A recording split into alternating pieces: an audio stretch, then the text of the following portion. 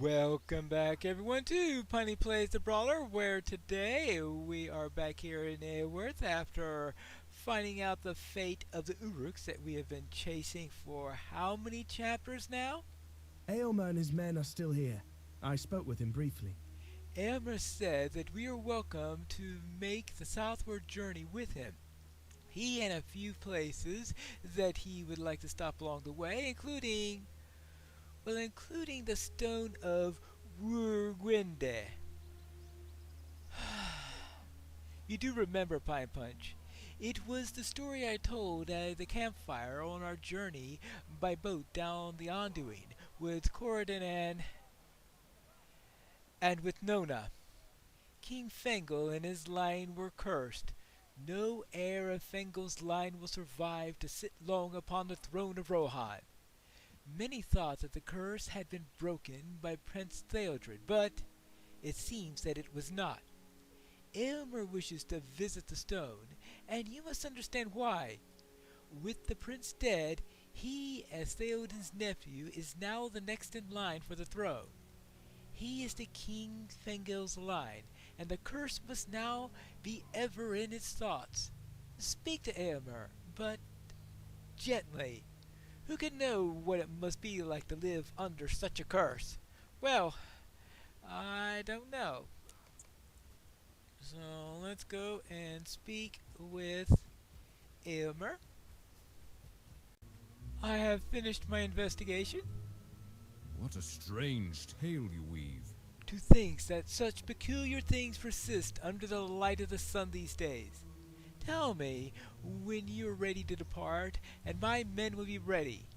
There are a few sites I have to visit on our way to Snowborn, and from there we will go to Adoras. Alright, then let us speak to Aylmer, to one of my most dreaded instances in all of the Rohan series, and it's right smack in the middle of the epic. Let's see how it does. I have business in Snowborn, but first I would see Wirgendar's stone. Will I next fall to the crone's curse? There it lies, Pine Punch, the stone of Wurwinde.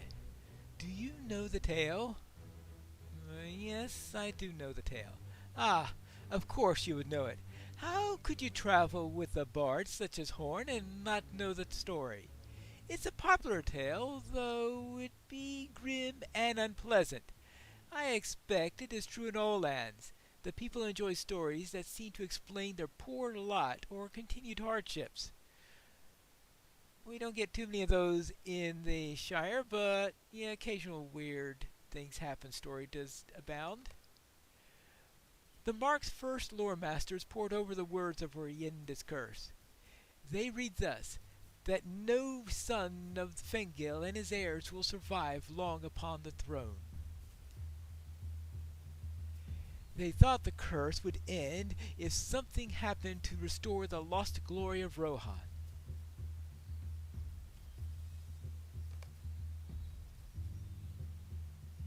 It was thought for many years that Wurwinde's curse had already expired. My uncle's father, Thengel, lived in Gondor, and the lands of Rohan called a Wheaton, and begged him to return to the Mark and take the throne. They said he was virtuous enough and would be such a good king that his reign was certain to end the curse. Indeed, Thengel lived long, and his son Theoden now has many years behind him. It seems now, with the death of Prince Theodred, that the curse merely slumbered. Perhaps it did not affect Thengel or my uncle because they were already born, or because they were not in the Rittermark when it was set. None but Wurwinde can know, as she is long dead. The curse that did not affect Thengel did affect his daughters, and few of their sons survived to reach adulthood. I am of the line of King Fengel, Pine Punch. Will the curse of Wurwinde affect me? Am I fated to die and Rohan to suffer? Will all I seek to accomplish come to naught? Well, interesting question. I guess we'll get Horn's opinion on it first, since he knows the story better.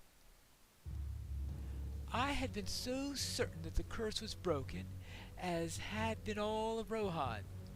What must it be like to labor neath the shadow of such a thing, and never know when it will reveal its fangs? If Eomer, out of fear, refuses to fight the evils that face our land, then King Fengil's greed will have struck a death blow to Rohan. And what does Corridon have to say about this? The deeds of the past often have grave effects upon the present, Pine Punch. Curses have power, and with the forces of belief behind them, they may become even more powerful. How else can the misfortune of Fengil's line be explained? And how would knowledge of this curse affect Eomer's actions now? The people of Rohan need him to be strong. He cannot cower in fear of Rienda's memory, or his people will suffer. Now I gotta defeat 6 scouts within the instance. We're under attack! And here they are. And these are at level. And I've always had a poor situation whenever I've attempted to do this instance mounted. So you can see I am going to see what had happened if I try this. Hey, you! This way! Oh well. Looks like a couple of them are lower level. Maybe if I can get a couple of melee hits in here, I could do something. Yeah, this is probably one of the reasons why I have so much trouble with this, is they do run around a lot. A great deal. Alright, that's 2 down. Oh, I also have I have a pop-up quest from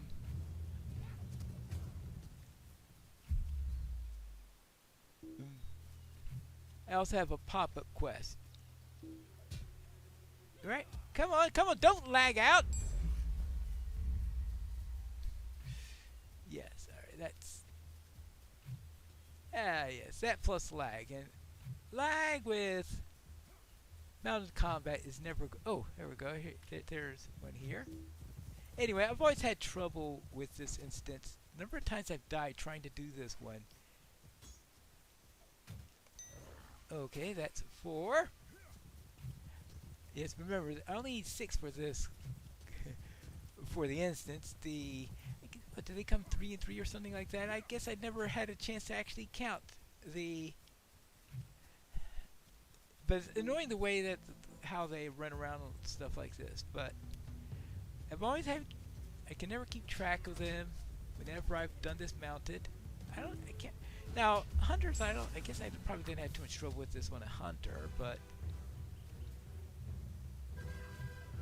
Melee classes. Oh, okay, fine! Stand next to me! I don't mind! Oh. That was number 6. Okay, good.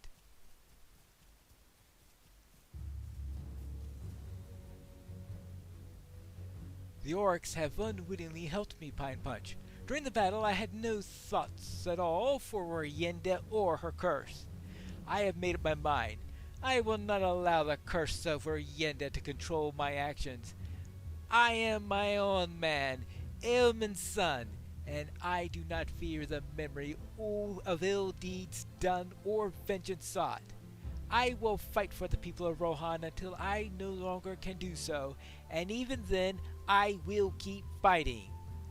I've given Rienda the time I thought that she was due, and now I put the stone behind me and will think of it no more. Onward, the snowboard! We are needed! That was well fought. Thank you for your help, friend. I am glad to have you and your companions as allies when danger strikes. Orcs and wargs are the type of dangers I'm not afraid to face. Threats of a more off-worldly nature? Those I cannot abide. Still, Aelman's son will face such dangers with as bold a heart as he can manage, the bolder still with allies such as you at his side. Alright, and I think I level up here. I'm ready to continue our ride south to Snowbourne, if you are. I ordered Reeve Fastred to empty his land, sending his people across the Entwash where they can be better defended. But he is young and I fear foolish. I ride to see if he obeyed my commands. We will speak again in Snowbourne. Alright, well, based on my record with Reeves so far, my guess is not in the least has he followed your orders. What a concept, stone walls. A brisk ride. Now, to the business at hand. Yes, the business at hand. I want to know what is really going on in Snowbourne. I look around and I don't see the preparations for which I asked Fine Punch. I will speak with Reeve and to learn why he delays, but let us try something else first. It is said that you catch more horseflies with honeycakes than you do with a lamp tallow. Introduce yourself to Grimstan, one of Foster's personal guards, and ask him why the people have not begun to move where it is safe. Grimstan knows me, and the answer he would give me might be different than the one that he would give you. I want to know what is really going on in Snowbourne, and you are a little bit more sure to get an answer. Alright, so in other words, you think that he won't give a straight answer to Eobur, but he might let something slip with me, because obviously he's not going to give me a true straight answer. Right? I'd strongly doubt it. Hello there! Who are you? What are you doing in Snowbourne? I have not seen you before. What? The Reeve has his own opinion on this, whatever the third marshal may think. Ah, Aylmer is long away from here. He doesn't know what is really going on in the Sudcrofts. The women and the children could be moved, certainly, but Aylmer wanted everyone to depart, even the warriors. These are their lands. Better to stay and die in your own lands than to live at the say-so of another man's plot. Snowbourne will not retreat, though it be burnt to the ground. Its people will defend it to the last. Well, he certainly is definitive in his opinion and is very, very clear as to what it is. I don't think he could have been any clearer on the reasoning of everything. Now, what he would have told Amber, I don't know. Probably would have been more politically couched, shall we say? That is what I suspected. I will go and speak with the Reeve, but the Reeve may need more evidence to be convinced of the danger to his people. Ride on to the plains of the Sudcrofts and defeat Mordor corruptors and warg riders, seizing their implements of destruction, spears and firepots. Bring them back to me, and I will show this evidence to the Reeve. If that doesn't change his mind, we may need to try something else. Something else. Well, oh yeah, this one. Yes, another shining example of why I don't like mounted combat. Because, of course, you got all these corruptors and warg riders running around all over the place, and it's tough to go and kill one without finding one or two others that like to join the parties. I think I've been more successful in that the last couple times I did it, but I think I am going to see what will happen if I try the old mug method with this one too. I need to find warg riders, and I need here's a warg rider right here, and corruptors. Yeah, there we go. Not too much trouble if we do this by tossing a few bugs. Hey, ooh, ouch. Bit poisoning, aren't you? Well, I guess they are called corruptors for a reason. There you go, that one's done. A warg rider. So a few of these, it looks like not too much trouble. I'm saying that. They seem to be killing themselves. Just toss a few of these, and before you know it, we will have a nice quota for Aomer, right? Well, it looks like I certainly still have that reflect. I have brought back the trophies you requested. Very good. This will show Reeve Fastred what his people may face. These weapons will show Reeve Fastred what his people will face if he does not move them across the Entwash, where they can be better defended. Well, I guess we'll find out. While I speak with the Reeve, I would have you spar with some of his people. Fastrus is young and hot-headed, and thinks death in battle is the most noble end. Certainly, I cannot gainsay the value of death and glory, but not for his people. Most of the people who live in Snowbourne are not warriors. While I speak with the Reeve, I would have you spar with some of the people here, villagers, militia, and veterans alike. Horn told me that you help train Aylmer's men, and if Fastred is truly willing to endanger the lives of his people in this way, I want them to have the best training in battle. I hope none of them will have need of it, but if they do, we will rest easy knowing that we did what we could for them. Alright, so I need to train with a villager, a member of the militia, and a veteran. Alright. Oh, what shall we find around here? I think. Is there a villager here? This is a villager. Oh, sorry, wrong game. I will do my best.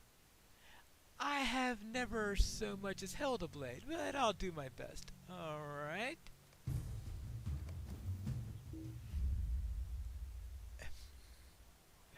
Well...